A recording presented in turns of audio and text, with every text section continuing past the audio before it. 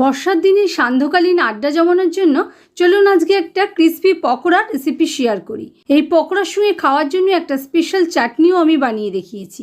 পকোড়ার জন্য ধনে, জিরে, মৌরি কোর্সলি গ্রাইন্ড করে নিয়েছি। চাটনির জন্য অনেকটা পরিমাণ ধনেপাতা, সঙ্গে আদা, রসুন, কাঁচা লঙ্কা, বিট নুন, রেগুলার নুন, টক দই, লেবুর রস, সঙ্গে 1/4 কাপ মতো ড্রাই রোস্টেড চীনাবাদাম খোসা ছাড়িয়ে অ্যাড করে দিয়ে এটা একটা স্মুথ পেস্ট বানিয়ে নিলেই আমাদের ঝটপট চাটনি কিন্তু রেডি। এবারে 2 কাপ বেসন 1 কাপ জল দিয়ে ভালো করে হুইস্কারের সাহায্যে স্মুথ করে ফেটিয়ে নিতে হবে মিনিট 5 সময় ধরে, যাতে ব্যাটারের মধ্যে এয়ারটা ফর্ম হয়।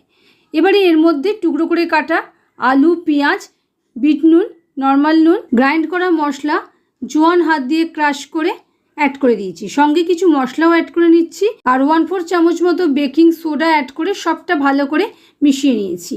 এবারে এর মধ্যে 1 মুঠো পরিমাণ ধনেপাতা কুচিও অ্যাড করে দিয়েছি। সবটা ভালো করে মিশিয়ে নিয়ে 10 মিনিট রেস্টে রেখে দিয়েছিলাম। 10 মিনিট পর এর মধ্যে রসুনের কিমা, কাঁচা লঙ্কা কুচি আর অল্প জল দিয়ে ব্যাটারের কনসিস্টেন্সি রেডি করে নিয়েছি। এবারে পকোড়াগুলোকে এক্সট্রা ক্রিস্পি করার জন্য সবশেষে 4 চামচ পরিমাণ চালের গুঁড়ো অ্যাড করে দিচ্ছি আর ভালো করে সবটা মিশিয়ে নিয়েছি।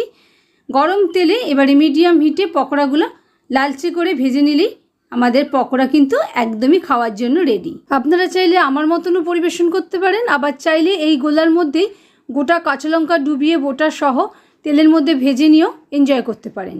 আর সঙ্গে অবশ্যই গরম গরম চা তো লাগবেই।